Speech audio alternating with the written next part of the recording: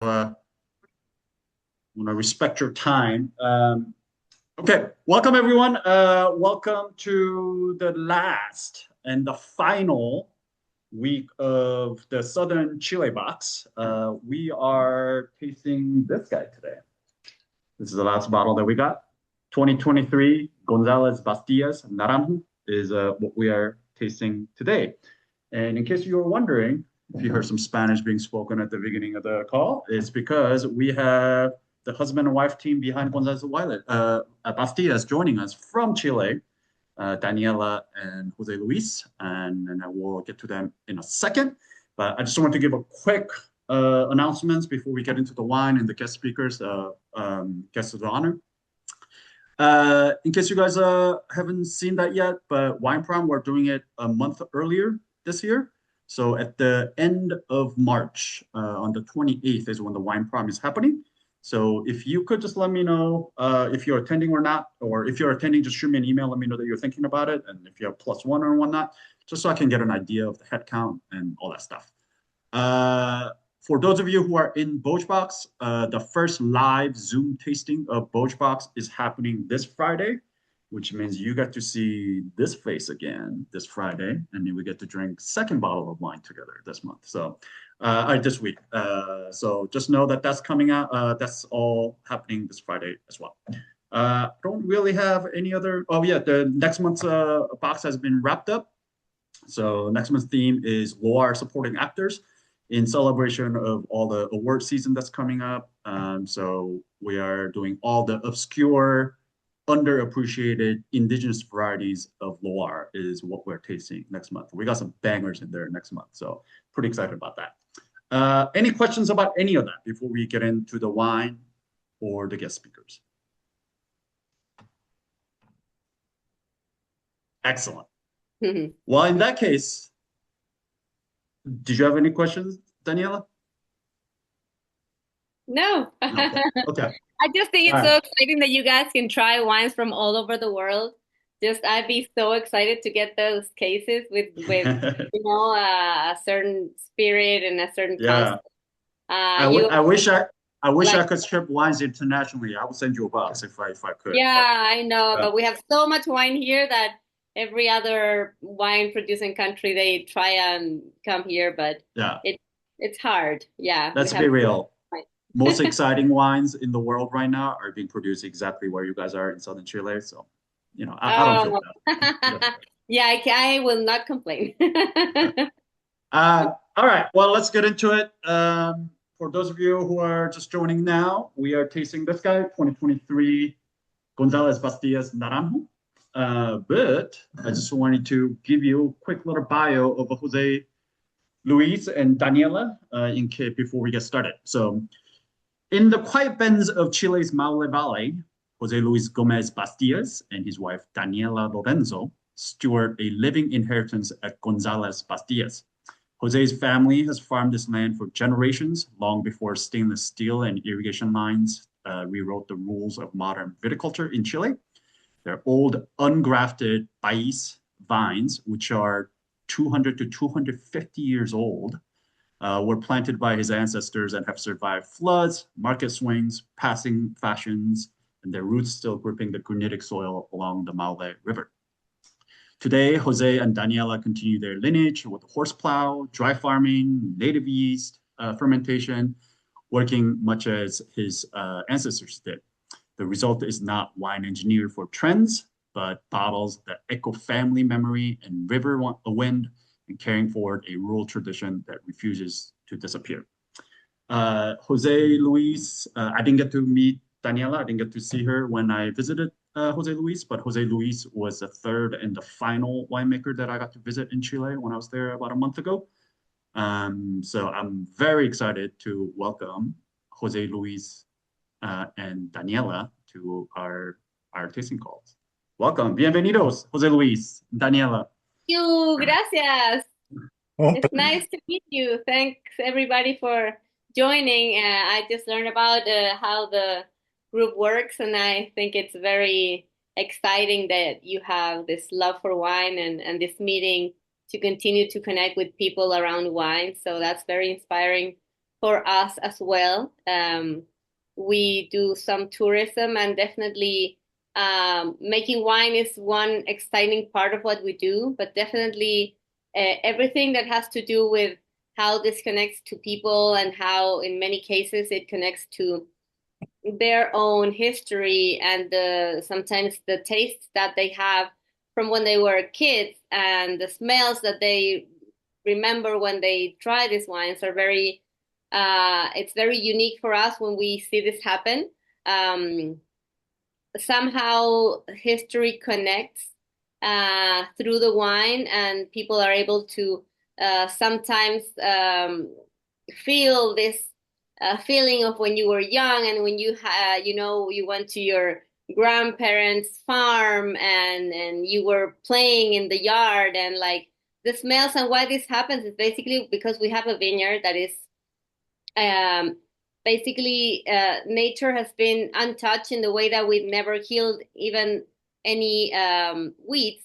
So today having this complexity of varieties that sometimes I've heard in Europe, they're trying to recover because the complexity that you get in a wine from just having the native forest and the native weeds and everything and just growing your fruits and everything, everything joins in the wine and basically expresses through the grapes, especially because the grape has um, its cuticula in Spanish. It's this like cover that it has on the outside, and every smell that is around will like stick to this. So when you're crushing a wine, especially when you are making orange wine, you're going to have the expression of all of this for a long time. You're going to have 30 to 60 days with the skins. So I think what we love about this wine the most is that it really connects to people. It grew as a wine that we never knew it would be loved in the way that it did. Jose is a pioneer bottling país here in Chile, and it was always a harder uh, history to try and get people to understand and learn and value this grape. But in the case of Naranjo that we released later, it was like the total opposite. So it was a very exciting experience for us when we released this wine. It was something that was always drunk in the vineyard, but was never released because it was like something that people wouldn't understand because it's either white or red. So this wasn't either of those. So we felt it was something that would just be kept for our own consumption. And then when we decided to show it, everybody like went crazy, and it just so happened that it was like trending in the world, which we didn't know. But it just basically allowed us to have a very exciting experience as wine producers to see how hard it can be with a grape like País, because people love Cabernet and Carmenere and couldn't really understand this light body wine, especially here in Chile. But everything was different with Naranjo, so it's like our hijo pródigo, we say in Spanish, like somehow like your kid that was a genius. Like of course you love all your kids, but one of them was like, oh my God, this kid is like it's got a life of its own, and it's boom rocketing like that. So as winemakers, it's been very exciting to have Naranjo. So we're here to tell you a little bit more about how it's made, and especially, answer any questions you have about orange wines as well. I don't know how much of this kind of wines you guys taste, but that would Quite a be nice bit. to know. Quite a bit. Yeah. Um, I mean, I'm glad that you mentioned all these things about people, and that's something that I've always kind of interpreted or viewed wine lens that I view the wines through. And then one of the things that I always try to do in this wine club, and as well as my job, and this became really clear to me after visiting all of you in Chile, is that I realized my job as a sommelier, my role in the trade is to be the ambassador and the storyteller. My job is to represent what you guys are doing and tell the story that you're trying to tell through your wine to the final consumer so they can have this context around what they're drinking. So it's not just commodity product, because this is not a commodity product. I mean, there are easier ways for you guys to work, easier ways for you guys to make wine, but you guys are choosing to do this in a way that is carrying on the tradition, history, family history, and it's my job and privilege to be able to tell that story on your behalf. So this is kind of a more of an attempt at that, which is having you guys on, is that we can show faces of the people who actually touched this wine, their hands that have actually touched this all the way from grapes all the way to the bottles for us to get here. So yeah, we're very excited to have you on here, and then we'll ask you maybe some personal questions because I always like to understand the people behind it before we even get into the wine itself and the maule. And I'll ask questions about maule and Chile as well. But first and foremost, because I never heard the story because I never met you, Daniela, how did you two guys meet? José Luis, ¿cómo se conocieron ustedes dos? Es interesante. Cuenta tú y yo te traduzco. Oh, bueno, JL, José Luis, viajaba poco del campo a la capital. En una oportunidad va por un evento que hacemos que se llama Chanchos del Lenguado, que, que se hace, fuimos como los vinos radicales del mundo más ecológico, natural, biodinámico de hace 15 años. Entonces comenzamos este movimiento y en esos viajes a la capital de Chile me encontré esta chica. Well, Jose was a farmer. He wouldn't go visit Santiago very often. It was only because this small group of people of wine producers joined to make this wine fair in Santiago and to showcase this more radical and different wines. So it was like the first or second time that he was coming to Santiago, and he was like, okay, there he found me. The way he found me is that I am a winemaker. I mean, I study enology, so I never fell in love with the way wines were made in the big wineries when I had to start working. I was like, this is boring. Huge stainless steel tank. Winemakers were like a little bit crazy and like they were very moody, and I was like, I don't see myself doing that and living, way far from the city. Like I imagine it to be way more romantic. So I decided to do something different, and I opened a wine bar inspired by my experience with living in Napa Valley. I was like, this is so much more fun than making wine. It's like you have people trying wine, and the industry at this point, they had so much. I remember a guy even rapping at a wine tasting in Napa. So I was like, there's so much that can be done, and in Chile there wasn't a lot of this being done. Actually, there were no wine bars. Uh, 13 years ago when I met Jose. So our place was actually the only place that he could have his wines in Santiago. So it was kind of a match made. It started off with the wine, with the passion. Me on the one side and him on the other side. So it was very, very unique. It was very romantic because we definitely connected through this love for wine, and it only took a couple more glasses and it was like, this whole new idea of what we could do together kind of came into, in our heads, and we decided to work together and to start this life in the vineyard. And I wanted to support him. I love what he was doing, and I was okay with the wine bar, but I was like, I'm ready to do something different. So the wine bar is there, it's working, but I moved there 12 years ago, and then that's when the Pais grape was being started to be known. So we were a big part of this revolution of showing this, and actually all the importers from different parts of the world were coming to Chile.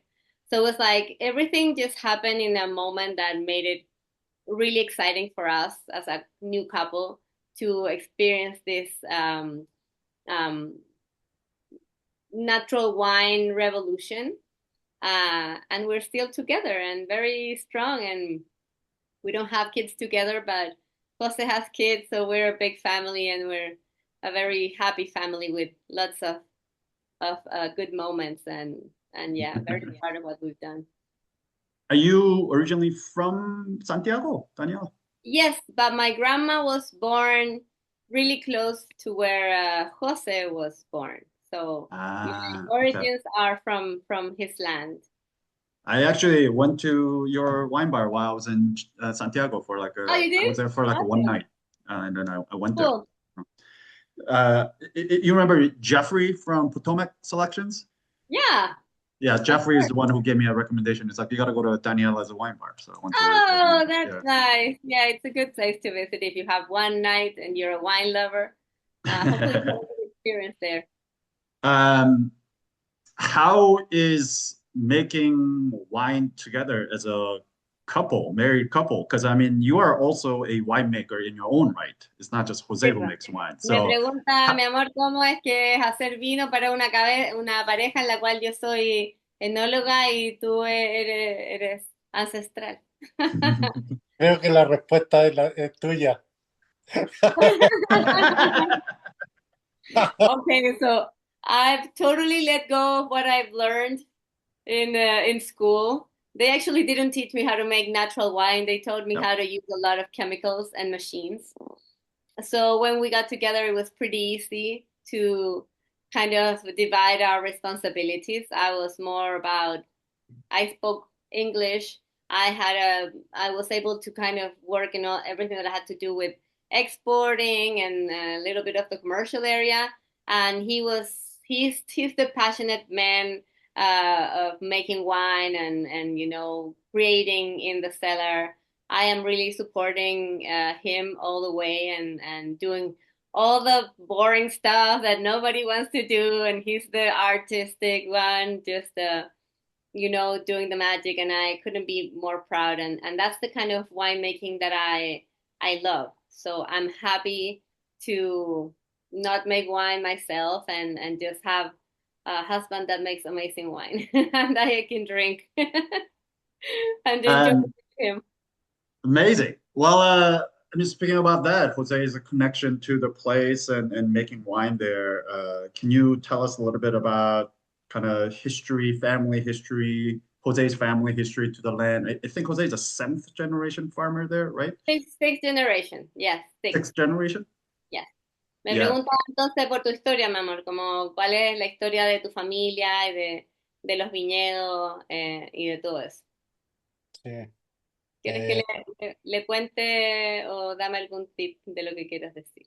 Bueno, la historia es una historia fascinante para mí, la de mi familia, me gusta mucho la historia, entonces como que conecto mucho con la forma de hacer vinos con la parte histórica. Eh, una, una historia fascinante en la orilla del río, del Maule, donde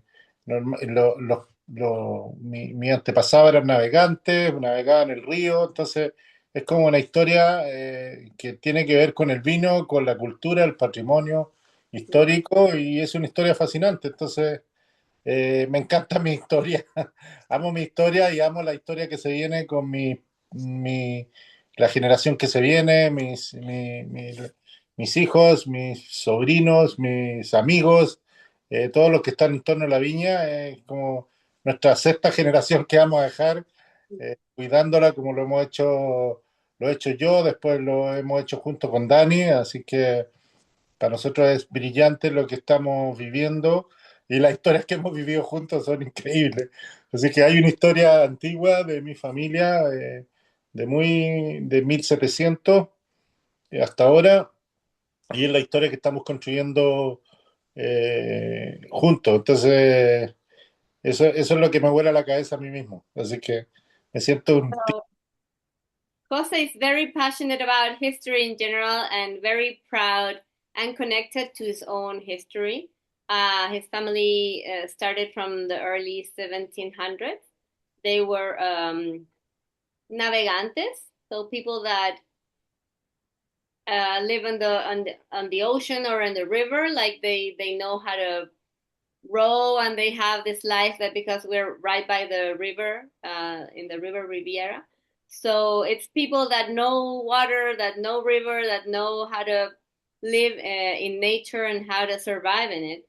And I think always the work of Jose has to do with the connection that he has with the land and with the history of the ancestors that came before him and what he learned from them as since being a kid. When I got there, I was able to see how much their history is part of their daily conversations. So it's very beautiful how when you have such interesting and exciting way of living and like very it's rustic but at the same time you're so brave and you're able to like handle different situations in nature like uh it's it's something that I really value. Like they really connect to their history. So carrying um this like way of living and the way of making wines is something that never really disconnects from the whole past. So, and now we also have this big part where we have our next generation also connect with us, working with us. They're getting to this point of their life where they're really enjoying to come over and work in the crush season. And they're really showing us that they can also connect to this past and feel a part of it.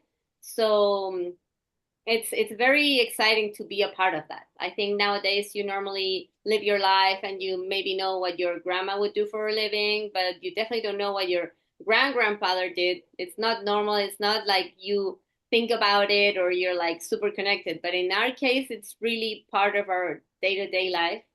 So it's exciting. It's exciting to know to think about the past. It's exciting to think about the future. Us as a couple, although I wasn't there for the longest time, we've been through so many times, like the fires, like the floodings. Like once you live this crazy, insane situations, you feel a part of the land, and you feel like you've earned your right to be a part of it as well because you survived like everybody else did. So yeah, we're very connected and we're very proud to be able to talk about this and to have people visit us and see this land and see the vines and just have a part of. I think everybody is a part of this history. Like when you're a family, you're like, okay, this is our history. But as humankind, it's like we all have all these ancestors. We all have people making wine at some point in our lives or living in the land, living off the land, and dealing with nature and how wild it can be. So in the end, it's like our work as humans today in front of a computer to kind of try and connect with whatever was happening before us to kind of also understand where we are going because when you don't really have a clear idea of where you come from I think it can be very confusing to try and solve the big issue of like where you're going, what's your purpose in life, you know, for young people. And feeling Uh, a part of something is it's really really cool. It's something special. yeah, this is something I thought about when I was coming back. It was particularly different with Jose Luis because he's again sixth generation Yeah. winemaker. I visited Roberto and Leo on the way up, and their story's a little bit different. You know, like their family wasn't, they were not winemakers or farmer. You know, they wine came later in their life, and they went back to their region. They're doing it traditionally, but you know, it's a different story. And I wonder whether Jose Luis feels this kind of pressure to carry on the tradition that you know six generations of the doing things exactly the same way, and whether that limits his kind of a, I don't want to say creativity, but like his desire to experiment and do some things maybe a little different. Does he feel like he's a little boxed in, you know, because of this tremendous family history to the land and the way Claro. of doing Mira, hace una súper simpática pregunta. Él dice, bueno, y toda esta historia y todo, ¿no pasa a veces que esa historia a José le genere como un peso, un poco el peso de la historia, una presión un poco por continuar, legado, etcétera? No, creo que me siento afortunado de tenerla en mi hombro. Creo que me la puedo. Tengo suficiente energía y, y Motivación también. deseos para hacerlo. Creo que no me, en ese sentido la tomo como con los brazos abiertos porque es algo que amo, que yo creo que soy el de la familia que fui tocado por esa esencia familiar. Por eso me encanta que esté en mis manos y por más que veo mi familia o mi entorno, eh, soy afortunado de haber recibido esa esencia y poderla administrar. Y también elegir también a la persona o la persona que va a dirigir la próxima generación. Y que donde hay muchos, están mis hijos, pero también están nuestros sobrinos, tus sobrinos, Dani, no sé, hay un mundo de personas muy simpáticas que estamos preparando para esa próxima generación. Yo creo que ya hice mi parte, he puesto 50 años de mi vida en este paso y ya fue tremendo porque hice que los vinos viajaran, que ustedes hoy día pueden estar probando el vino en su casa, en distintos lugares del mundo y eso es una historia increíble que ya la construí. Ahora debo mantenerla y manejarla de tal forma que tenga continuación y eso es Ya, maravilloso. te voy a traducir, mi amor. Te interpreto lo mejor que pueda. So Jose feels the biggest pride of doing what he does. I personally don't think there was ever any pressure. I think normally when he was a kid, what they would tell you in school was like, study or you're gonna be stuck here. So I think all the opportunities were seen as being outside, as being you need to leave the countryside and go look for a better future. He feels touched by the legacy and the will to stay and the will to be creative and the dream of innovation was his. I think um, he was able to bring this to the next generation in a way that nobody else cared to do. Like every other brother and sister, they did what was expected. They moved to the city and they were close to schools and they were, close to the hospital and the supermarket. And I think that's what they wanted to do.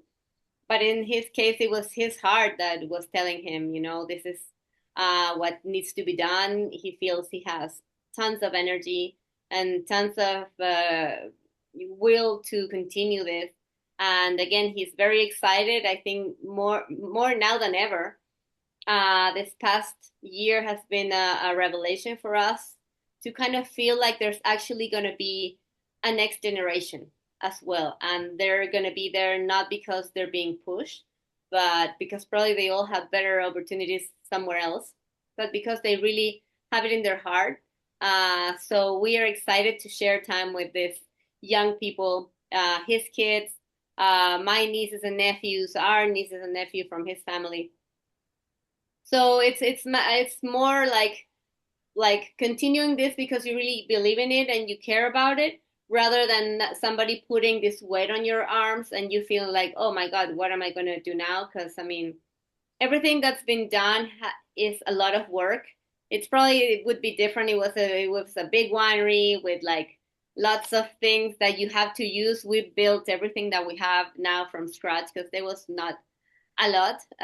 So I think it's a great purpose for our life, and I'm glad that he's there just because he wants to, and not there's no pressure. So yeah, it's not very common in his case. Most people that have gotten in wine don't have a history to back it up.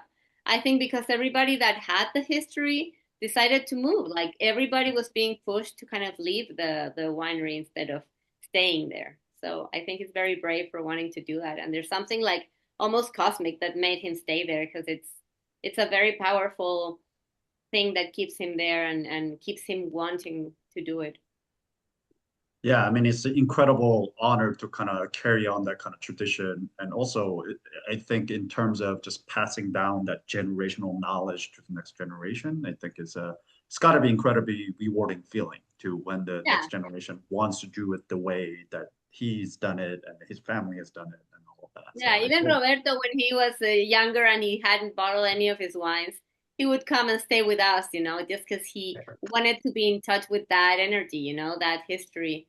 And that's why we totally. had so many volunteers from around the world coming and staying with us. Because I think even if your family didn't do it, you have a feeling that you want to be a part of it. And that's it's cool. We're very Yeah, open to that. It's not like, oh, no, absolutely. no, you're not a Gomez, so you can't. It's the opposite. We want everybody to profit in this spiritual way from what we do, and we want this place to be there for everybody that cares to learn about it. Yeah. And that was another thing that was personally a little interesting and different for me because I've traveled to other wine producing regions in the world, places where they've made wines for a long time there as well.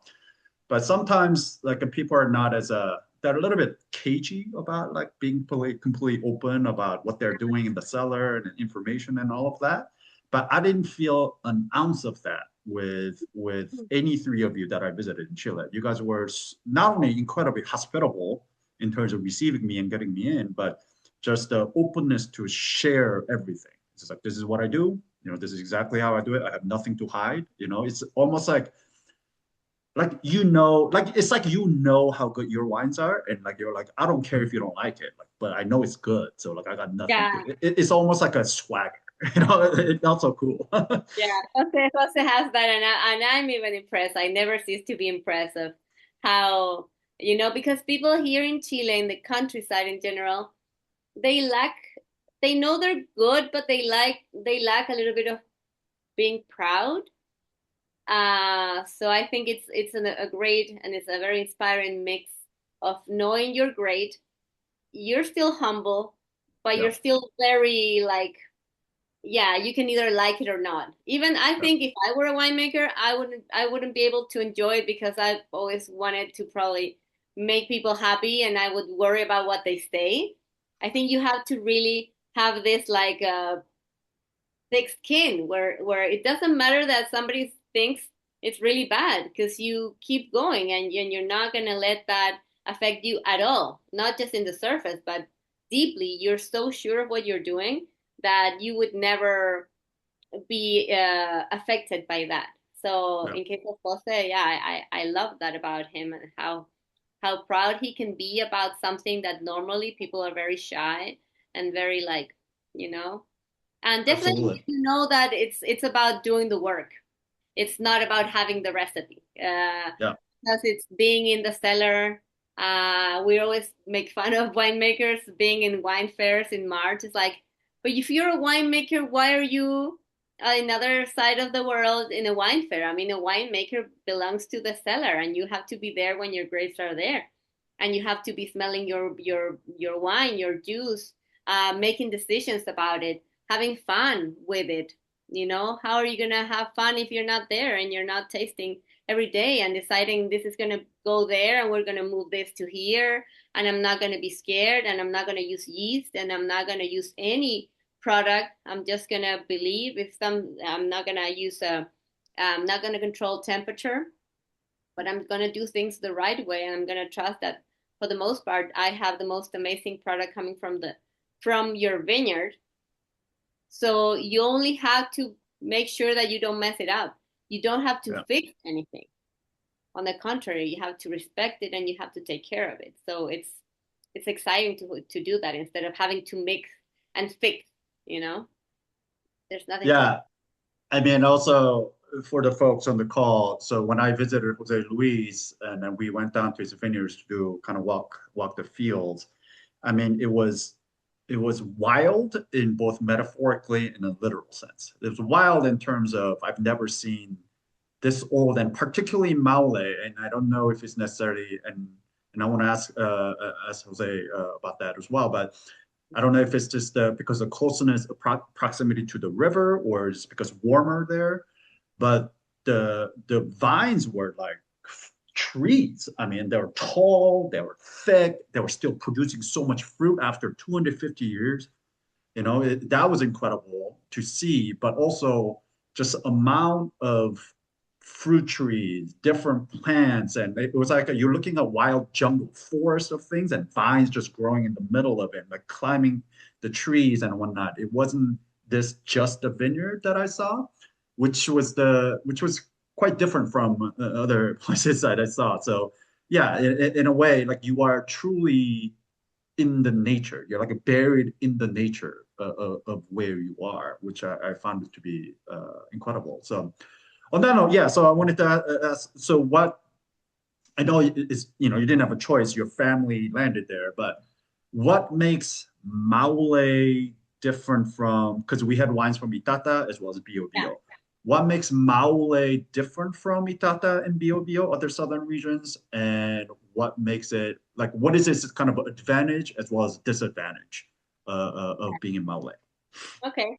La pregunta de las diferencias entre Biobío, Itata y Maule, y cuáles son las ventajas de Maule respecto a los otros lugares. Bueno, Porque no sé, en ninguna parte él vio las viñas así de grandes y con el nivel de, digamos, presión que tenían, eso yo lo puedo explicar obviamente porque el tema del clima, del río, etcétera. Pero claro, también hay como un asunto ahí claro, para ti, ¿cuáles serían las ventajas? Que son infinitas. Eh, Maule es como la tierra fértil que Maule es como la región de Chile que produce todo. Es como la tierra fértil que tiene el clima increíble. Entonces permite producir de todo lo que te imagines. Arándanos, guindas, duraznos, fruta, trigo.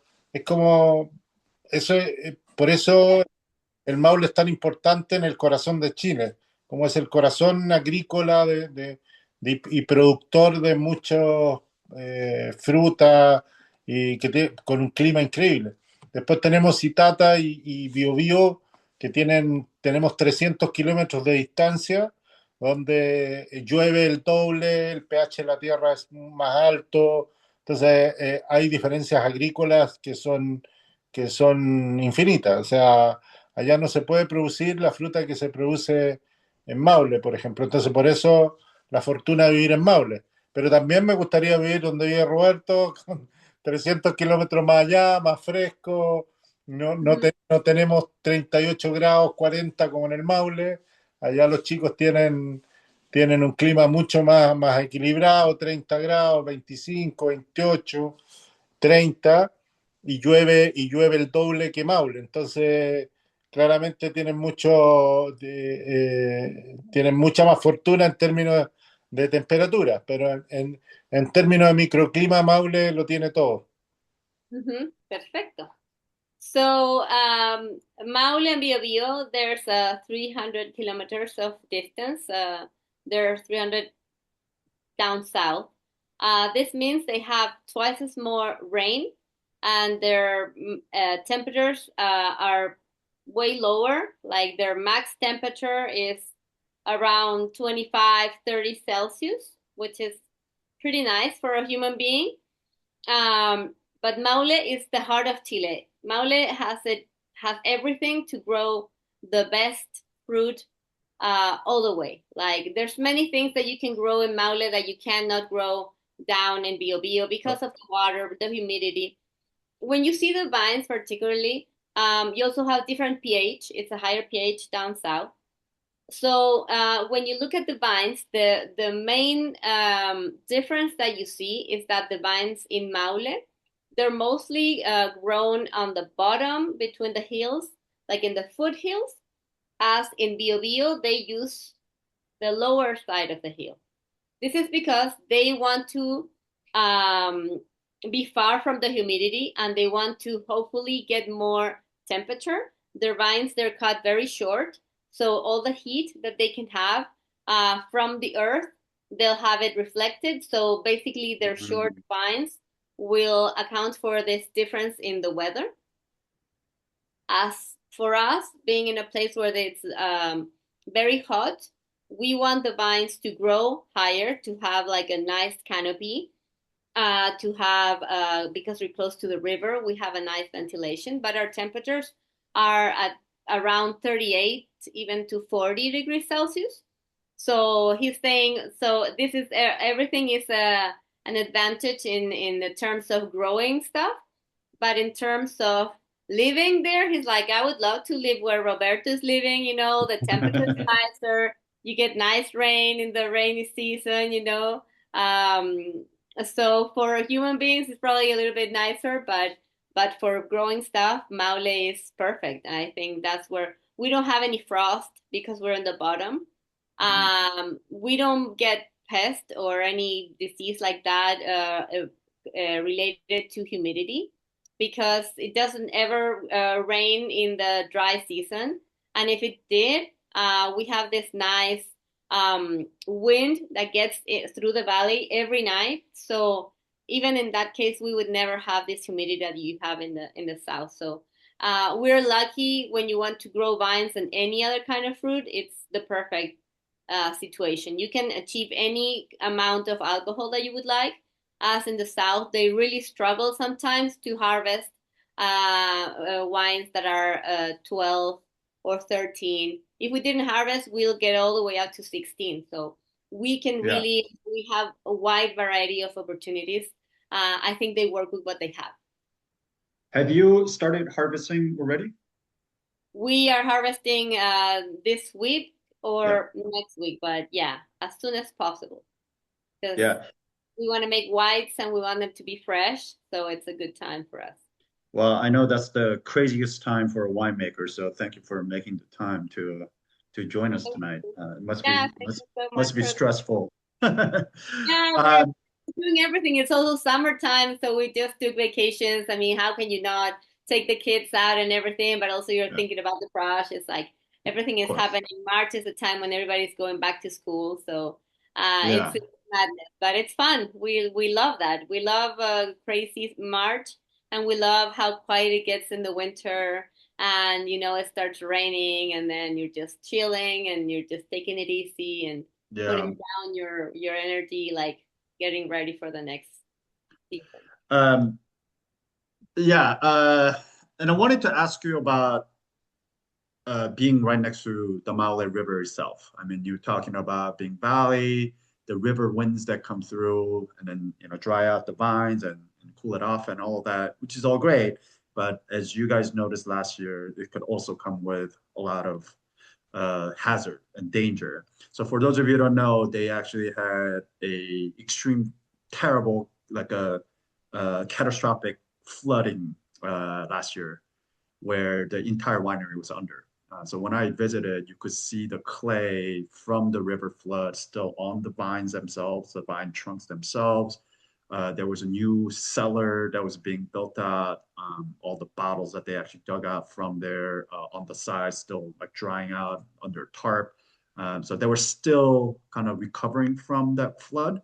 So yeah, I wanted to ask you guys a little bit about that incident. How Sí. is that something that is happening with more frequency with a climate change? What are the kind of the climate change symptoms that you are seeing in Maule where you are? And how's the recovery going? Ya. Me preguntó del tema del río, mi amor, así que de la crecida del río y todo eso, así que le voy a contar un poquito de cómo fue. Perfecto. Well, that was very catastrophic, but at the same time, we knew it happened every 20 years. The huge difference was that the level that was known to that the river had reached was like 14 meters from where it's going now. So it's 14 meters up. When that happens, yes, the vineyard had been flooded. Yes, there had been a little bit of water that went in the house and the cellar, but the problem was that the meter and a half that was extra this time, which sounds like not too much, but it's a meter of a huge river, so it's a lot of more water. That led it to be a catastrophe that caused us to lose our house, to lose the wines.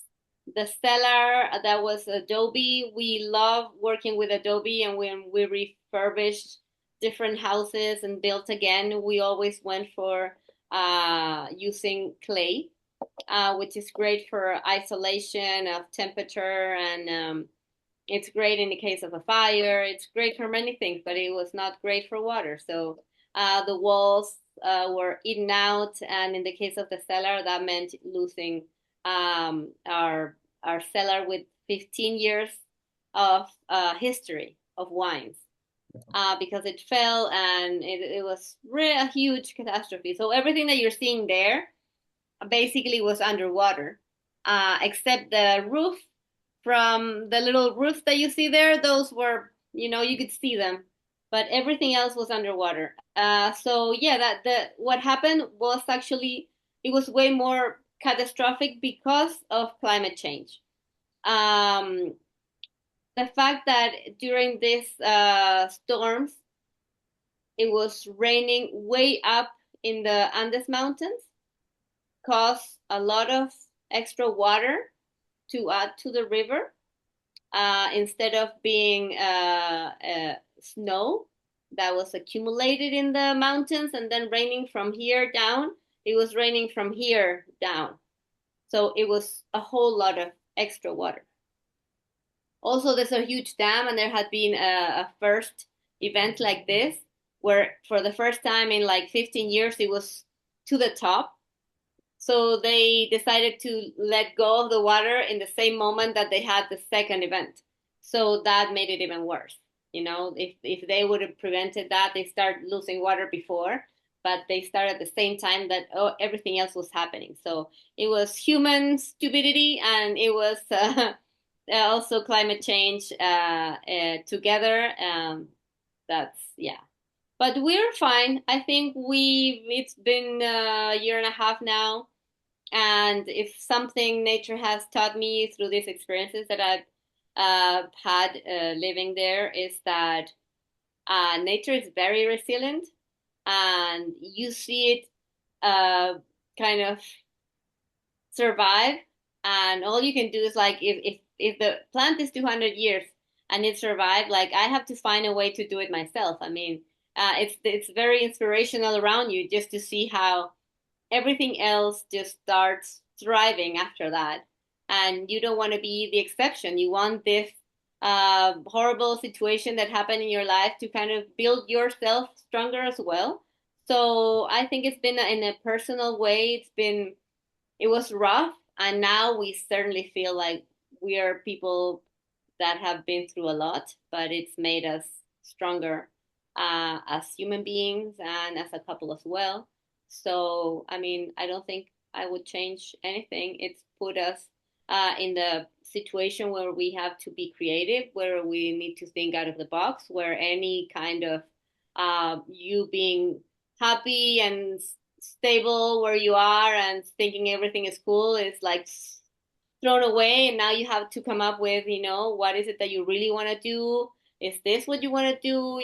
It like puts you in against a mirror where you really have to continue to live the life that you want, and be strong, like not just let your life pass by. So Cheers to that. yeah, Uh, yeah. Salud por eso. yeah. Fuerte, mi Well, amor. on that note, can we taste the wine? Sure. Vamos a probar Is- el vino ahora, mi amor. ¿Tenés alguna botellita por ahí a mano? No. ¿Tiene vino también? ¿Ese? Sí. I do, I No? do. You He do, knows okay. it by heart. Yeah. He doesn't need to taste it. Um, Eh, eh, no. ¿Cómo? Que si cualquiera del club que quiera conocer González Bastias, feliz de recibirlo acá. Okay. Jose says if you guys ever want to come to visit him in Gonzalez Bastias, he'd be happy to receive you anytime. So reach out anytime. Feliz. He also has an incredible kitchen team. I had lunch with him and three other girls from France that were there on a kind of buying trip, and the lunch that they provided for us was top notch. It was incredible. Yeah, we have an excellent opportunity growing so many things. When did you go? Was it during the season where we have like vegetables and like Yeah, it was or a month ago. So oh okay, okay, totally. And then we also have lamb. So we're very autosustentables. Like we can definitely survive a pandemic and not have to go shopping, the supermarket. yeah. Yeah, I just wanted to show you this, you guys, real quick. So hold on. That's not it. So yeah. So this is kind of what so this is inside his thing. These were the girls from France that were buying. Yeah, this is the lunch that we had. I mean, look at this. This is gazpacho. Gazpacho. Mm. Yeah, the choclo, Glad. uh, and then Oh, dessert. Oh, by nice. the way, these are the vines that I'm talking about. Like this is what grows on Jose's property. Like, look at that thing. Like that's not a grapevine. Like that's a tree. Like what is that? That's insane. And it's our height. I mean, it's Jose's height, so Yeah. it's. Here, I show you. I think I have this Oh, picture. you're standing by the. Yeah, Yeah. like look at how tall these things are. Like it's it's insane what these things are. Still bearing so much fruit. These are the wines from the cellar that after the flood that they were kind of covering up. There's Jose getting some more wine from the tank. Pipa, a Rowley, and then yeah, just Yeah, this wine is kept in that Rowley tank. that Rowley that we saw. Yeah. So the aging is not in cement or stainless. It's in Chilean oak. We call it. Yep. It's called Rowley, Yep. and it's a great wood that was used in the time of the colony to build containers. Unfortunately, it was not well managed, so we would have Rowley for years to come. It was all cut and built into these tanks, and there's not anymore. So we refurbish old tanks to be able to continue the tradition of using this wood that, of course, adds to the flavors. Yeah. Can we actually get into the wine then? Can you tell us a little bit about what this wine is and how it's made, and let's taste it and just kind of see what you taste and what it tastes. So this is a co-fermentation of two grapes. It's pink muscatel and torontel. Both grapes are crushed and destemmed and fermented in In Zaranda, right? Like this. yes, exactly. This way So, you can have destem and crush at the same time. The girls standing on this bamboo will crush, and then in front of them there's guys with the hands, and they will destem. So this will allow just the skins and the juice to come under, and it's positioned on top of the container where it's going to ferment. This will stay together with the skins for the 30 or 60 days, depending on the year of what you want to. sorry, did you say 60 days? Yes. Oh, So wow. the fermentation is going to happen. It's going to be 10, 12 days, and then it's just going to stay with the skin. You're not going to separate, which is normally what you would do. You would take the juice, and then the skins will come down, and you'll just shovel them out of the container. That's how red wines are normally made. This being an orange is made with a pink grape and a red grape. And also we add a part of pais.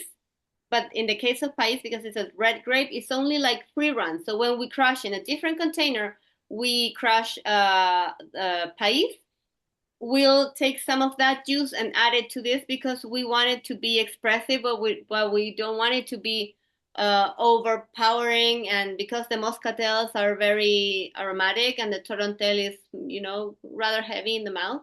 So we want this to be present, but a 10% or a 20% of pais will allow it to mellow down a little bit. So be able to be enjoyable and a wine that you can definitely feel like you can drink quite a bit without being, like not you don't want to drink anymore. So it's fermented and aged in Rowley. Yeah. In Rowley, and also we have cement containers. Mm. So depending on how much we're doing each year, we'll do different containers, different batches, Okay. and normally they will be mixed together. But the important thing is that it's co-fermented. It's always fermenting the white and the pink grape together. Yeah. Quick, just a thing for folks on the call. So this is called zaranda, which is this bamboo mat that's called zaranda. This on top of the rauli, which is essentially what did that The other tank that one, we yeah. show you? The other one that showed you that. So it basically is the traditional way of de-stemming. So taking the fruits, berries off of the stems. So like Daniela said, only the skins and the juice they'll keep, and then they'll ferment it on the skins, which is kind of a very traditional way. Pretty much when you're talking about white wine from this part of Chile, the southern part, Yeah. it's almost always going to be a skin contact orange wine because that's just the way it's been done. And by the way, this is a practice that's been done since 500 years ago. You know, in 1500s when the missionaries came, this is how the wines were made. And to this day, it is exactly the same way that Jose Luis and Daniela make wine.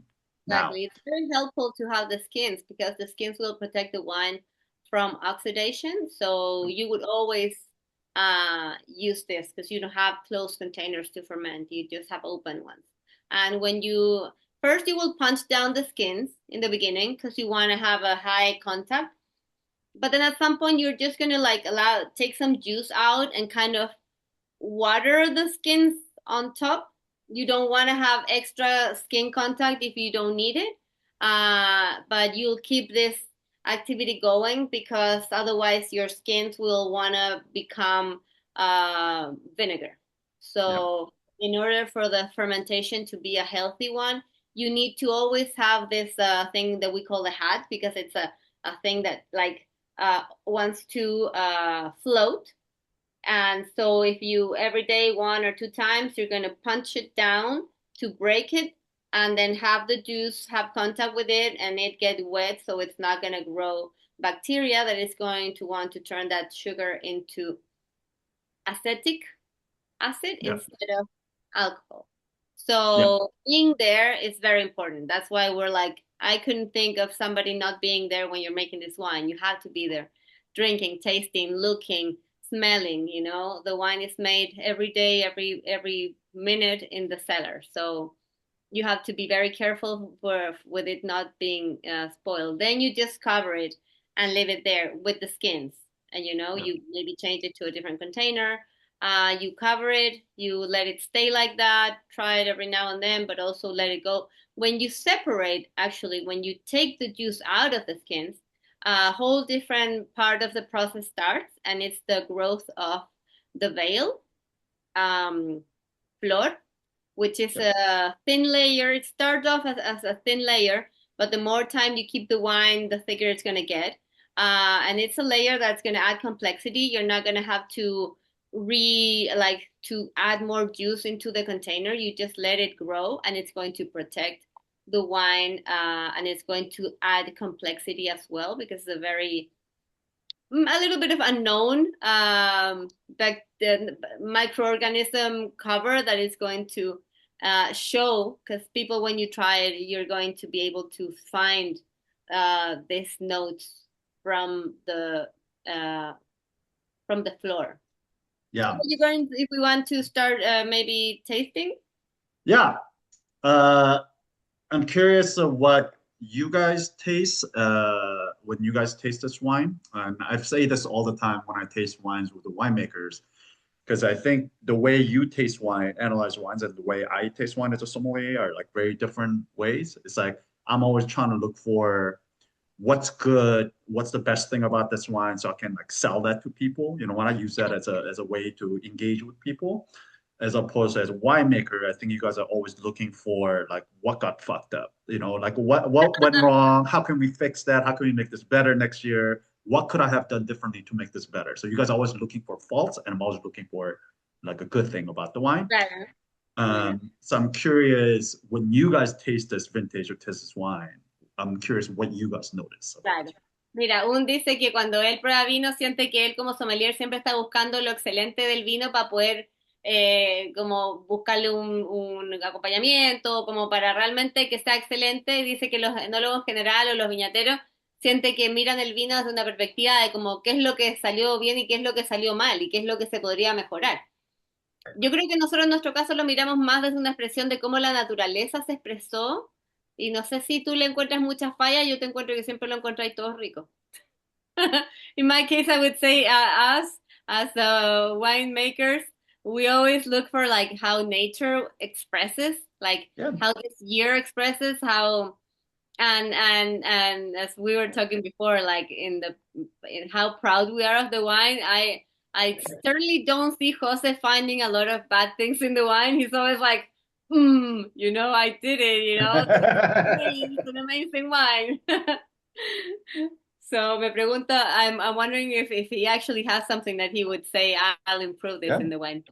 ¿Dirías algo que te gustaría mejorar en este vino, por ejemplo, o tus sensaciones de que quedó maravilloso y que está... Creo que siempre es una sensación de querer mejorar cada año, por ejemplo, pero siempre tenemos cosas diferentes. Eh, por ejemplo, hay cosas fortuitas como la inundación, ya, ocurrió. Se inundaron todos los viñedos, las parras reaccionaron distinto, tenemos fruta distinta ese año. Como nosotros, cuando en este estilo de vinos de autor que hacemos y ecológico, no tenemos una receta, no hacemos vinos con receta. Entonces es la fruta que tienes ese año es la que va a tener toda su expresión a la final de la fermentación. Fermentamos con levaduras nativas, no usamos levadura seleccionada. Entonces, es tan espontáneo este proceso de cómo se dio la fruta en cada año y el resultado es una locura porque siempre tenemos un proceso que es lo que hacemos particularmente en cada vino, pero la expresión de la fruta y del año es una locura. Entonces, replicar un vino cada año igual no se puede. Y sí se pueden mejorar los procesos, sí, por ejemplo, los tanques, donde guardas, en ese aspecto es lo que tú puedes ir mejorando. Pero la calidad de la uva siempre es cero producto, no usamos ningún producto en la uva, entonces la experiencia de cada año es bien espontánea también. So the fact that we don't that we start our wines from the beginning, they come from what you got this certain year. So although there's a feeling that you always want to improve every year, it's his that sense is more related to like that your containers have to be clean, that things like that. But because you're focusing so much on the fruit that you have that year and how to make that the best that you can do that year, next year is going to be a totally different experience because you're going to have maybe one year you're going to have smoke, maybe one year you're going to have a flooding, maybe one year it's going to be very hot. So you're never approaching a wine of thinking how this wine can improve for next year, because basically next year is going to be a different situation. Yeah. It's going to be hard for you to say like, oh, next year I wanted to have more acidity, because you're going to have a different grape, and you're going to want to maximize this for this year, and that's kind of is the approach of how we're making wine. When you use products, I think you can definitely fall more into that need of like, maybe I'll add more coenzymes, or maybe I'll try a new yeast. Maybe if I try a treatment with a cold stabilization, or adding a different kind of wood into the container to give it a different taste of wood. But I think in our case, the fact that we don't have all those options makes each brand new year a brand new experience of how you want to make the wine. So I think I think when you talk about natural wines, I think this question really helps even for us understand how this is so different from other approaches of how you're going to make wine. Because it's not about what you're going to add or what you're going to take. It's about how you're going to make yourself more expert in dealing with this amazing fruit, and just don't mess it up, just be respectful and just try to do what it's meant to be done, and not have a recipe in your head, or a number in a paper where you're like, oh, I want certain alcohol and certain acidity and da da da, because then it's going to be hard to achieve. You just have to. Even when I went to the first time to the cellar, I was like, so when is your date when you harvest? How do you say your time when you're going to harvest? And it's like, yeah, you're tasting, yes, everything, but also you need people to help you harvest. So sometimes that's going to be part of the story as well. Like, you needed the family and the friends and everybody to be able to get together and come help you out. And that's going to be a part of the quality of the wine, You're not going to have 100 people waiting there for you the time when you're like, okay, time to harvest. And boom, it happened, Sometimes it didn't happen like that. And so you have to be very flexible, and you have to be, very adaptable to each year. Tenemos, por ejemplo, el mejor ejemplo que este 2026, la vendimia 2026 va a ser una vendimia que no veía hace 15 años. Entonces, la fruta que viene, el desarrollo de las parras y la fruta, no la veía hace 15 años. Entonces, más encima viene de una manifestación natural, de una inundación que está al tercer año ahora, está dando una expresión que jamás la vi. Entonces, wow, el vino, el resultado de ese vino es una locura. Yeah, this year we have a special event. It's the first year that we see a yield that is something that we haven't seen in 15 years.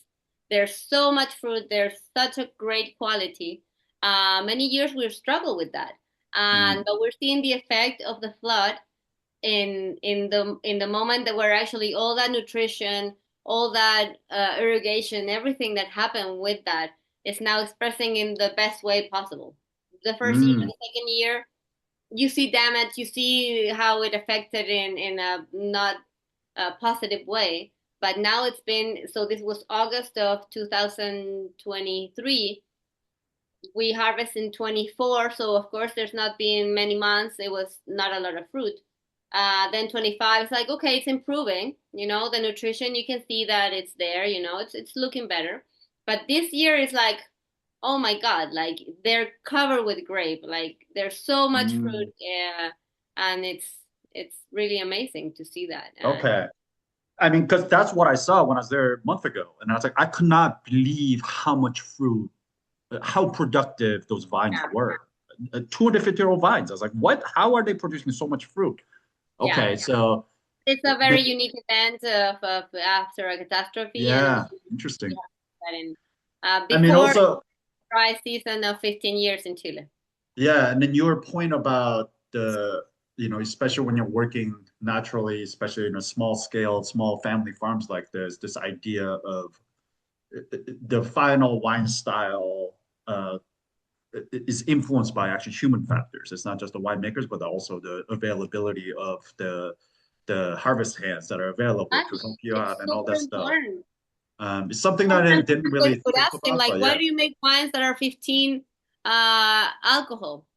I was like, that's when I found people to help me. Like, like maybe I would harvest the 2-3 weeks earlier, but I mean, it's part of making wine. The human factor. I like that. That's great. I was gonna say, when I taste this wine, immediately, also it's I'm growing a lot of appreciation for Torontel, the grape of Torontel, which is not to be confused with Torontes from Argentina. To me, what I love about this wine is this aromatic, beautiful, flowery, floral thing, but it's all kind of like contained and restrained and balanced. It's not like over the top crazy. It's delicious on its own. Like it can just, it's like, this is the kind of wine that I can show to just people just for like, it's just delicious. Drink it. You don't have to think about it. but also for the people who are like wine geeks and wine nerds. Like if you want to sit here and kind of like pick it apart, this is also the wine that you can do that because texturally here, because of the skins that you put on here, it's got this really it's very textural. It's got this heavy weight on the wine without being heavy, like if that makes sense. It's got the richness without being heavy. Uh-huh. And I think a lot of that is also comes from the fact that the acid on this thing is so ripping high, which keeps it everything balanced and fresh and all of that. And then finally, what I like about this is that after all of that, right, textural thing, richness, but also being light and bright, the beautiful flowers. But at the end of all of that is what I taste. And I was talking to Leo, and Leo is a geologist, and he was saying almost all white grapes grown on granitic soils will almost express this, but there's this like salinity. There's like a salty, you know, saline kind of a thing going on here on top of these beautiful flowers, which I think is really beautiful here. So all Well, of that is what makes it great. it reminds you that we are located in a coastal mountain range that used to be in the Paleolithic era under Yeah. the ocean. Yeah. So basically the salinity is there. It should be there. You should be able to taste it. And I think in whites is very fun because I think it's easier to taste in these wines than maybe in a red wine where you have all the tannins coming in and maybe the wood and there's like other things that are gonna fulfill your mouth, but the salinity here is straightforward. If you wanted to think about the soil, you're gonna be like, okay, I can almost imagine this raising from the ocean and now millions of years later, having those roots express this profile of soil. Uh, and you have 200 years old, so you don't have 2-3 meters of soil expressing here. Yeah. You have 20 meters of soil. So that's why normally the old vines in Chile and especially Pais and other grapes have so much identity because they've had Yeah. so much time to adapt and there's so much inside of the earth. They have more information about the weather. They have more information to bring to you than a 5-year-old Carmenere, that is just going to be a mix of so many things. Right. Not so much soil, but here it's What I also find it particularly interesting and fun is so we tasted Leo's Pipeño Blanco last week. So we're okay. tasting this right after his, which is also a lot of Moscatel. I think he has some Corinto in there or Semillon in Yeah. there as well. But it was mostly Moscatel and Torontel as well. So it's like very similar cepage, similar kind of makeup. Mm-hmm. But yours, obviously, his was like 20 some day, 22-day skin contact. Yours is 6-day skin contact. So there's obviously more extract, meaning there's just kind of more skin contact, more extract that obviously adds to the texture of this wine. But it's just a really, I think there's also the temperature as well, right? Like Itata versus Maule. Maule is much warmer where you are. I get so much more ripeness and so much of an actual like flower jumping out of this thing than Leo's one. Not necessarily saying like one is better than the other, but it's just like different expression of where we were, right? Yeah. Like Itata being cooler, Yeah. and then higher up, so it's not on the valley as a alluvial like the river bed. So it was a lot leaner and a lot more austere, but also had the floral kind of thing going on.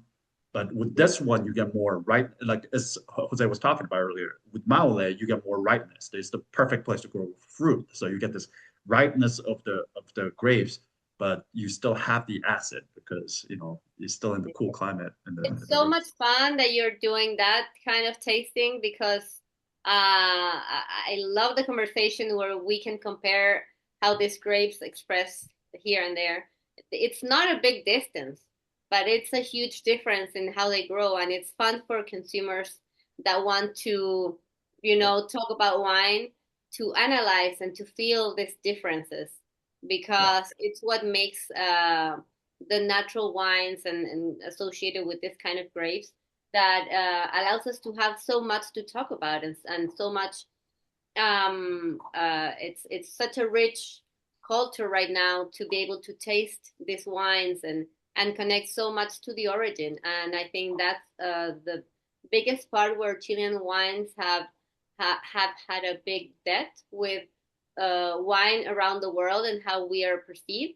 So us doing this really allows people to have this new era of like, oh, now we can taste wines that actually have this expression of the earth and land and the history 100%. I and mean, and you guys have the oldest vines in the world.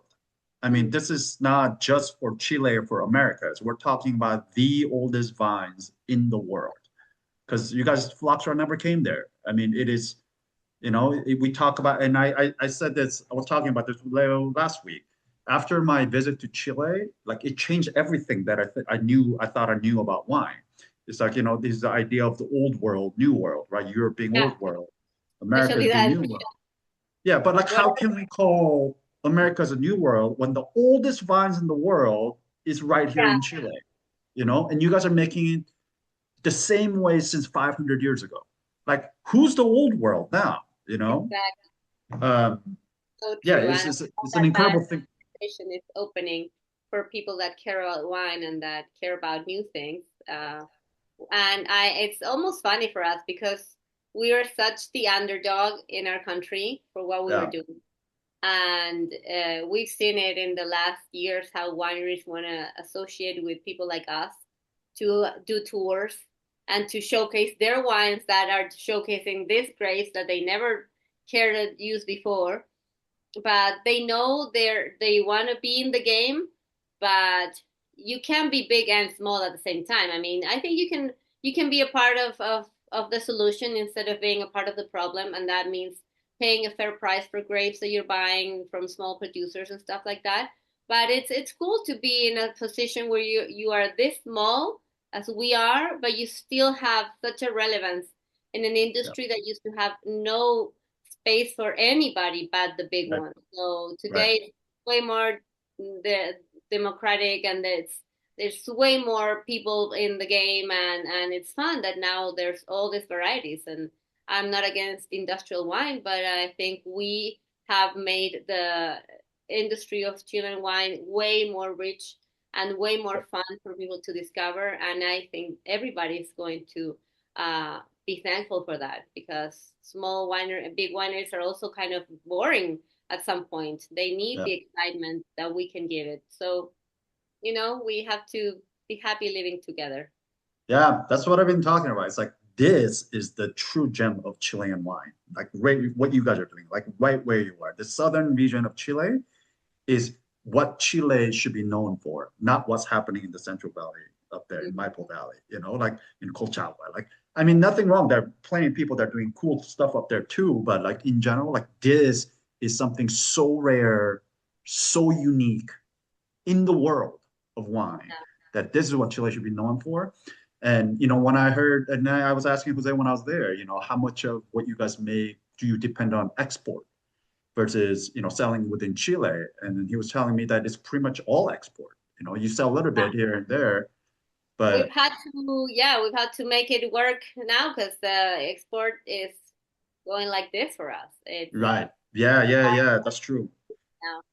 now. And that was true with the Roberto as well as Leo as well. This idea that this gem, these kind of wines, natural wines from traditional wines from southern part of Chile, are not being consumed by the actual Chileans, which means the Chileans themselves don't know this exists. They don't appreciate it. But we've Uh, seen the revolution as well. Like now we're selling nicely here in Chile. And like yeah, we decided good. to start doing that now because it was looking not too well outside. It was way easier to sell our wines to 4 or 5 importers. It was super cool. We travel a Yeah, little bit. We have a lot of fun. Now we're having to go back to working here. And I think now is a way better time for us to show wines in Chile. So we're very good. grateful that it's kind of working out, because if it's not working out outside, still we have Chile, and people are Awesome. grateful that we are here now. And so we're looking for that to expand. And as long as people drink wine, I don't care what they drink. Some people are ready for it. I value being able to buy $3 or $4 wine. Maybe I can afford, if I want to drink other wine, to afford wines like mine. Yeah. I need the industry to make good wines as well, and I love whites from Lleida and Casablanca, Yeah. and I love their price as well, and I appreciate that there's opportunity for everybody to buy a bottle. True Um, that. yeah, we just need to keep people enjoying and drinking wine and not stopping.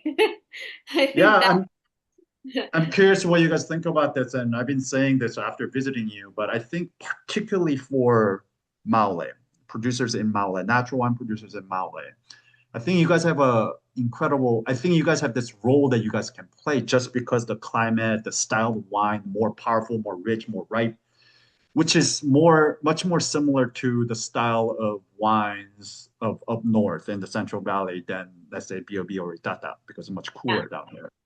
You guys can, it's almost like you guys can play that bridge between people who only drink Carmenere or Cabernet Sauvignon or whatnot to transition into exploring the southern Yeah. regions. Maule, I think, can play a huge role there. Like your pais from Maule, it can be that bridge between the Bordeaux blend from the north, moving down more into the south.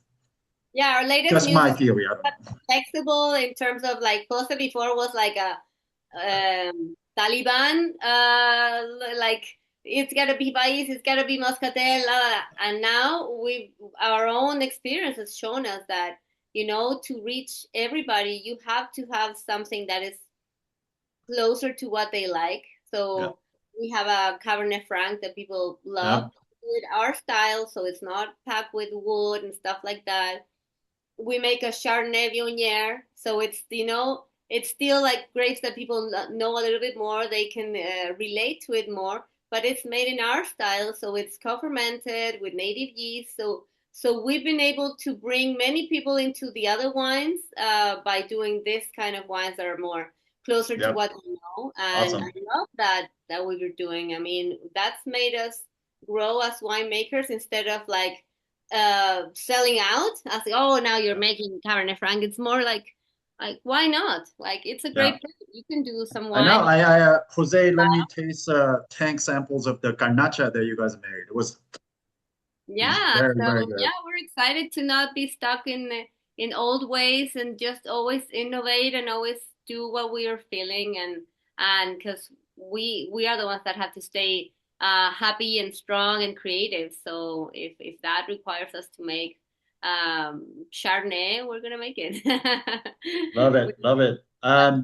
Well, I know this ran much longer than we had anticipated, but this happens all the time. I can keep going, but obviously I know it's late over there. So if you have a couple more minutes, I just want to give a chance to other folks on the call to ask you some questions if they have any. Do you have a couple more minutes just for a couple more questions? Yeah, sure. Okay. Folks, do you guys have any questions for Daniela and Jose Luis? Yeah, I have one. Thanks so much for joining the call. This is amazing, very educational. I love this wine. It's fantastic. Just like a great, really interesting wine. So who knows I love the history of wine, and I think you guys touched on this a little bit. So since these vines are like 200 years old, between the vines and your techniques of making wine of wine, how different do you think the wine you're making now tastes from the wines that were made before you, like 100, 200, 300, 400, 500 years before now? Like, is it something different? Like, what's different about now versus 500 Well, years ago that you that's a would, great question. I really appreciate it. Actually, when you go to Maule, uh, 99% of the wines that are still being made there are going to taste like they tasted 100 years ago. Like people are that's super so stuck. cool. That's amazing. Yeah, the people are super stuck to the tradition. One thing that they do is that they always harvest at in Eastern. So that's April. we start harvesting in March. Like that makes a huge difference in the wine. It's going to be a month or more of ripeness. It's going to be also the kind of containers that they use. It's still going to be the same wood that they've been using. I It's think the yeast, worst part, the yeast, the natural yeast, yeast. absolutely natural yeast, absolutely not going to use any chemicals. I think the worst part, the one that could be mostly improved, is the hygiene. And I'm not saying people are dirty at working, but they maybe don't have the amount of the conscience of how clean you have to be. Like making wine is like 90% cleaning and 10% like the really fun part. It's the cleaning that really allows you to have an excellent wine. Also protecting it from oxygen. Like people used to fill up a tank and then people would come and buy in their own containers. So when they would buy their own containers, they will just keep lowering the amount of wine in the container, and every day the wine is getting more oxidized and it's getting more contaminated and it's getting less quality. Because we bottle the whole batch, we are able to keep that quality, from the first bottle to the last one. So also the fact that we change and we bottle everything ahead makes a difference. So there's a huge difference, and it's pretty like hard to believe how much we have been able to improve in making the wine that you guys can enjoy today. Because when I met Jose, he was making wines that were way harder to enjoy because his mindset was on what has been done for a long time. So he was a lot about cleaning, but he was harvesting in April. And that was a huge deal. And I was like, Jose, we need to start trying the grapes in March because I'm pretty sure 15 or 16 alcohol is not going to work. So we need to try. And then we start traveling and we started trying wines from other places. He would never leave the country. He never been out of Chile. So trying different wines, meeting people, like exposing yourself to so many things in Europe and the States.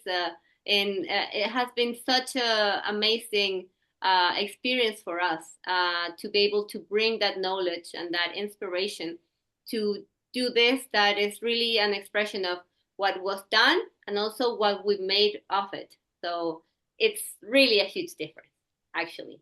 I don't think people in the country really enjoy these wines as much. They're like, you lost your way. Like, what are you doing? This is not the wines that we make here. But it's because their wines are super ripe. And yeah, it tastes way, way different. But everything has its value. I wouldn't, they're great as well.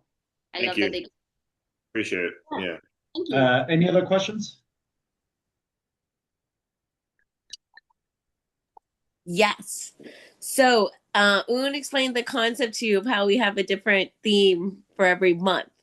So if you were putting together a theme box, what would it be? So it could be like region or type or whatever or to go with a meal. Or for a Okay, special. well, if it was Chilean wine, It can be anything. You can do anything. You know what? I've met some really interesting winemakers in the world. People that you feel like they're such unique, such like people that have a history and a feeling and an energy. I would probably put, mi amor, ¿cómo se llama el viñatero que me hizo llorar en Francia?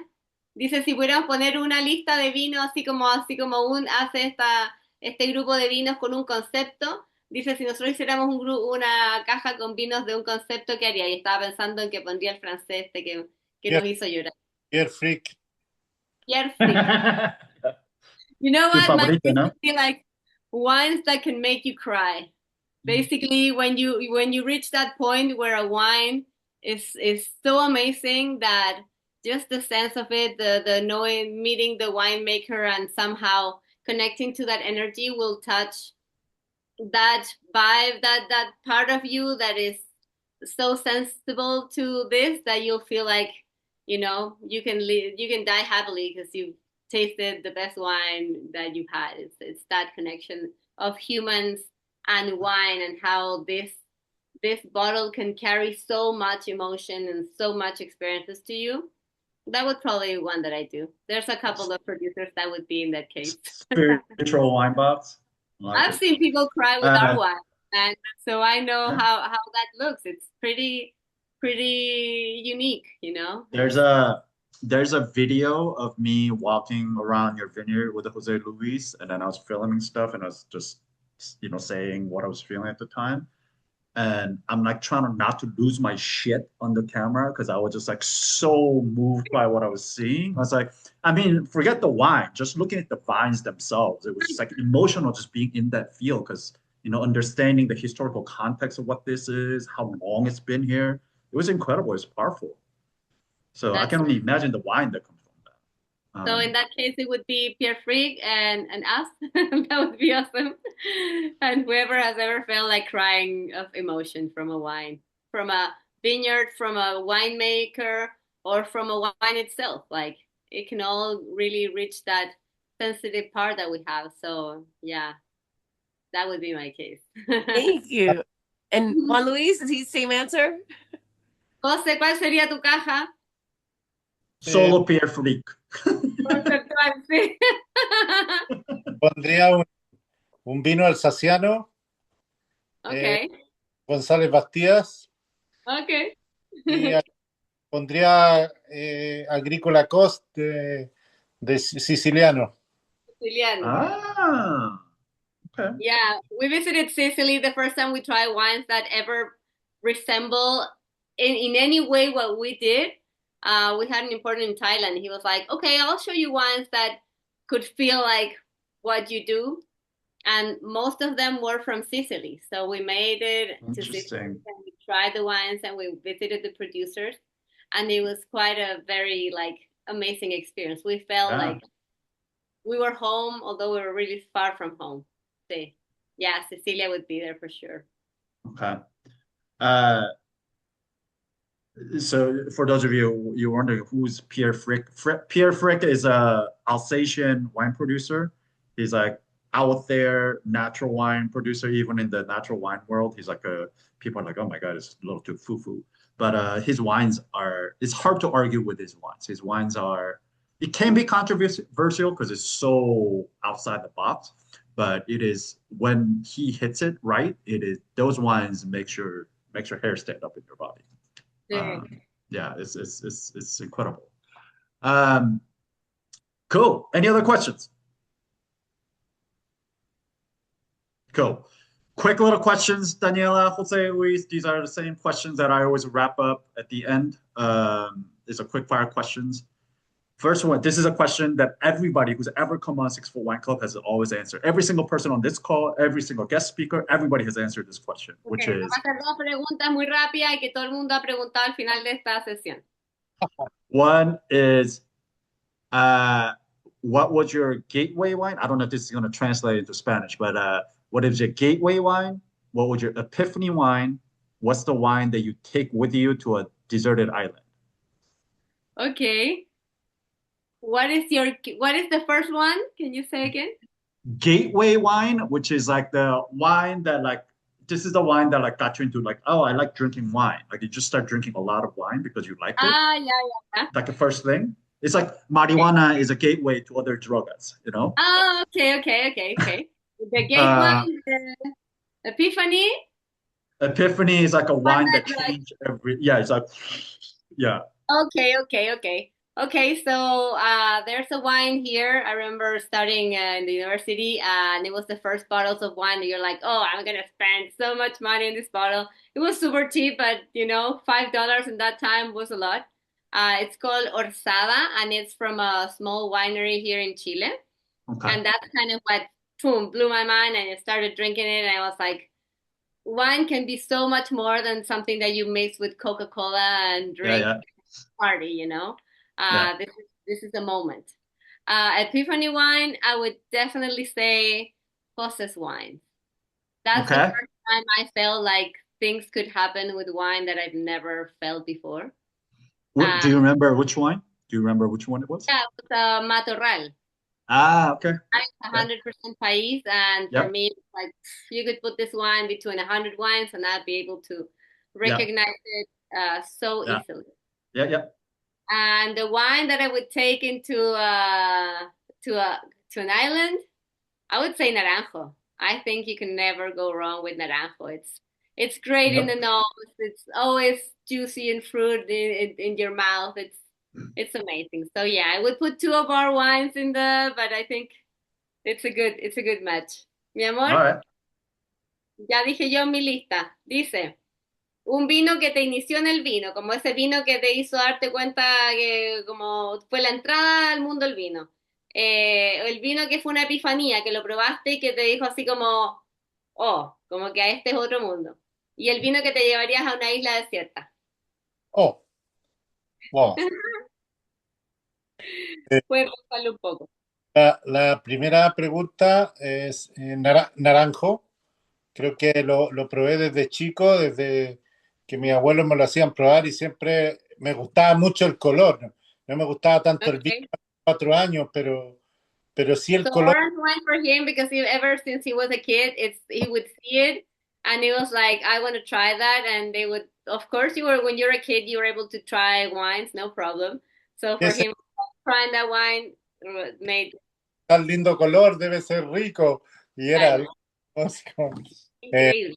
entonces, eso me voló la cabeza. Un vino que recuerde como Epifanía como un antes y un después.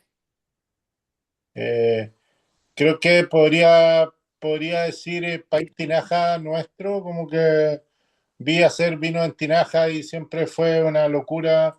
Un propio vino de mi familia, que como, es como mi mentor, como Claro. mi mentor de los vinos es For him, his mentor and what he saw, like what things could be, was país and tinaja. So watching his family make this wine and put it in this container and everything around it for him was like an epiphany of what he could do. y creo que para una isla desierta me llevaría 6 vinos, no uno. Entonces podría elegir 6 vinos. Pero uno que te lleva mucho, pero uno solamente. Podría llevarme 6, pero bueno. Últimamente un vino que me voló la cabeza, que es un austriaco que hace vino que está muy loco, que es increíble. No me acuerdo el nombre porque es en inglés. Okay. El vino austriaco que probamos, que lo hacen, es ¿Verdad? un blanco que lo hacen en las montañas. Okay, so it's an Austrian wine. He can't remember the name, but they make it up in the mountains. And we had a bottle a couple of weeks ago, and we were like so happy with it. It was like, oh my God, like you could just buy cases of this and continue drinking it forever and ever. So, Creo It was que a es, it was a white. Is that blanco? pero es increíble. un naranjo, ¿no? No es naranjo, es un blanco que lo hacen en las montañas. A white wine made in Sí. the mountains. All right. Find the picture, we'll send it to you in case you find yourself Yeah, in. if you ever find, yeah, as a fellow Austrian wine lover, I love that. Sí, le gustan los vinos austriacos a él también. We still have to go to this region. It's definitely. Mandaré la foto del vino. Okay, perfecto. Final question. If there was a metaphorical billboard where billions of people drive by it every day and see it, Yeah. you can put anything on there, drawing, sentence, whatever you want. You can put a picture of your wine up there, whatever you want. What would you put up there? Okay. Wow, mira, dice hay un cartel en una avenida, en una carretera donde pasan miles de millones de autos. Es como un cartel. Y tú puedes poner cualquier cosa. Puedes poner una foto, un dibujo, una frase. Y va a estar ahí, todo el mundo lo va a ver. ¿Qué pondrías en ese cartel? Es fácil y a la vez muy difícil. Dale tú primero si es que se te ocurre algo. If we want to make it simple, Yeah. I would just say Quizás, something like quizás love life and love your neighbors. Love your neighbors. Okay. Yeah. Love that. que, pondría amo la vida, o sea, algo simple que es lo que No wonder I married this man. It's like I would just put something simple like love life. Well, you guys are lovely, lovely simpletons I that think keep we're a match. love it, love it. Well, that's all I have for you. I know I kept you here for very long today, but the conversation was too good. I had too much fun talking to you guys, so sorry. Thank Or you so not. much for getting us again in this mood of talking online and sharing. I probably lost the love for Yeah, it, but just rekindle it. So thank you so much, and thank you to everybody there listening. So loyal to what we're saying and to our time to share with you. Thank you so love much. it. If there's a people want to keep they want to keep updated on what you guys are doing, what Gonzalez Bastias is doing, is there a best way for people to follow what you're doing? Is there like Instagram, Instagram is our best website? way. That's where we keep mostly updating of events that we do. Yeah, tourism is like our main focus right now. Crush is gonna come. We're sure gonna make sure to share some stories of that. And if you want to visit us, that's the best way to contact us. So Awesome, follow awesome. us. It's Gonzalez Bastias, and I think it's on the back of your bottle. que nos visiten, que no- Que nos visiten. Yeah. Please come to Chile. que We'll no- make you love it. It's gonna be a fun time. todos bienvenidos a González Bastía. Welcome. Yeah, any final words, anything else to add before we let you guys go? ¿Alguna palabra final, mi amor, antes de que nos vayamos? Gracias por haberte conocido, hermano, por haber pasado por acá. Bueno, gracias a Leo, pero por haberte mandado y que hayas conocido a González Bastía, fue bacán. Eres una persona muy, muy, muy linda de conocer. Así que cuando vamos a Washington, hacemos un mambo con el club, probamos los vinos, vamos. Party, fiesta. Sí, mambo. I don't think that needs translation, right? Yeah. It's En serio. thankful for meeting you. Yeah. José Luis, muchas gracias por todos. Acompáñanos esta noche. En serio, si vienes a Washington, D.C., avísame. Vamos a party. Party. Eso, Thank seguro. Muchas gracias. Take care. Muchas gracias. Thank you, All right. everybody. Have a Buenas good noches. evening. Buenas Ciao. noches. Enjoy your wine. Ciao. Ciao. All right. On that note, I'm gonna stop. Well, we don't have to stop the recording for a second, actually. What do you guys think? I know that ran very long, but I guess it was expected when there's a translation going back and forth. Or That's great, interpretation. dude. That was beautiful. Thank That you. was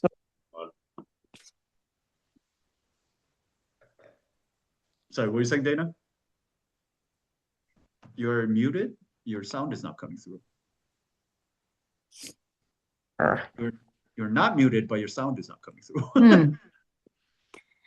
No. Oh, wait, it is coming through now. Sorry, what were you saying?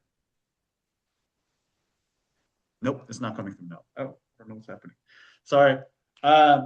Well, I hope you guys enjoyed that. Fantastic, dude. Thank you for bringing them on. I think particularly talking to Chilean winemakers is like a really kind of a unique, far out group of people living on the edge of like the winemaking world. So thanks for Right? No, glad you guys enjoyed that. Yeah, it's like I don't know, it was really like honestly, that last trip was so profound and powerful for me. And I know this is nothing like actually being there, but like I just wanted to attempt at somehow trying to convey that feeling, or maybe like having the winemakers on there. I mean, I always like having my winemakers on the call, but just inviting them coming on here would somehow help with all of that, conveying some of that. But so I hope it did. Yeah, it's so cool. Just connecting like that world to this wine, like, that kind of like history in Europe, getting those people on the call, like, would never happen, right? Yeah, it's So, like, crazy. people are like, yeah, these grapes are 500 years old. Like, try that in Yeah, fucking Europe. Like, no way. So, yeah, exactly. Like, it's really what? cool. Like, get them on the call and be like, yeah, I've inherited this. What am I doing? Like, I love the humility and the earnest, pursuit of like what they're doing. It's amazing. Yeah. Yeah, I know. And then it's also interesting to me, like, I don't know if you guys felt this way, because, uh, but they always talk about how art, wine is part science, part art. Um, but like, I definitely see like a winemaker's fingerprint on their wines, and like their personality shows through. Like, you got, we didn't have Roberto on the call, but like Roberto is this like, his thing is almost like political. Like his wines are like a political statement. He's like out there. He's a resistance against everything that's been happening, and he's also like half Mapuche, so he like runs through his blood the indigenous people's history up there who fought against the Spaniards. So like for him, this is like a statement of resistance. I'm trying to keep alive our history and all of that. And then you see, but he's very gregarious, and like he's serious, but he's also like very friendly, very humble, and goes out. And to me, his wine's that. It's very technically sound, but also very traditionally respectful, um, and kind of understated. And it could be also just the BOBO being a colder place. But and then you go to Itata with the Leo, and Leo is like a very cerebral guy. I mean, he's a geologist by training. He was a lecturer. He's a researcher, and then he got into wine, and it is the most quote unquote technically sound wine. I mean, he thinks about every step along the way and analyzes it and makes wine that way. And even though, I mean, it's not like a lab made wine, but like his wines are, I would say, probably the most correct out of all three producers that we had. And then we come to Jose Luis tonight, which is probably technically speaking, probably like the least technical, but he's the all intuition. I mean, all just philosophical intuition, spiritual. I mean, you guys got that like earlier, right? Like, there's like how spiritual. When Sarah asked, like, what box theme would you do? He's like, I'm gonna put together like some spiritual wine that makes hair stand up. Like, he's that kind of guy. Like, he's driven by kind of what he sees around the surrounding. He has this like an intuitive knowledge of his land and what happens and what to do each vintage, and he flies off the cuff. I mean, he's an improvisational artist. And I see it in his wine. It's the most wild, it's like the most out there kind of style of all the wines that we've had. So yeah, like that's also very interesting for me and fun for me to see in each of their Yeah, wines. that's what I like about what they make. This is great. I love this, and this. I think what's really fascinating is like just those old vines, but like applying some modern technique and like some like ancient technique to it. Yeah. Like you can tell it's like a little bit of blend of both, and it's fun. It's like a great summer wine, Yeah. honestly. No, I would pound this. Like again, like you can pound this so easily if you wanted to. You don't want to think about it, but like it's not just a pounder. Like if you wanted to sit there and kind of, there's something that catches you my attention with each sip. It's like there's something more here. Right? Like there are little layers here. So, did anybody not like this one? Just out of curiosity. I know we only have 4 people left, but last thing, I know we don't usually have a time to get to this when we have guest speakers on, but finally, how much do you guys think this wine is? Just out of curiosity. But Chilean, and it's un wine. Are we Northern Chile, small producer. Or how much would you be happy paying for this? Like if you 20, went to the store, how much? 26? 26. And you said 30. Well, Joe Knoble, you're right under that. This would be 26 in the store. I don't know. I'd be stoked if I paid 26 and got this bottle of wine. I think it's a good value. It's a lot of fun. Like you like this is like a great like as far as like a summer pounder, like the opacity of this, like this you could like have a lot of fun with this. Yeah. I would marinate pork in this. If I was that, wine rich. This would be great with a pork for sure. Oh yeah. Like this is like a great like marinated barbecue pork. Like Good stuff. That's the beach. I mean, there's so many ways to go. Also, like so much acid here. Like it's just, yeah, it's good stuff. yeah, so it's like lemon. It ain't pith. It's like lemon peel, but it somehow works. Yeah, I mean, I know he said that he invited, but if you guys ever get a chance, I know Chile is a hard place to get to, but if you guys ever get a chance to get out there, you should do it. It's pretty fucking amazing out there. It's pretty fucking amazing. I want to pick your brain on an itinerary. Yeah. Cool. Well, I am going to hit the head. I have a long day tomorrow. All right. Cool. Well, glad you guys joined tonight. Sorry that conversation took very long, but hopefully you enjoyed that. Thank you. It was very interesting. All right. I'll talk to you guys later.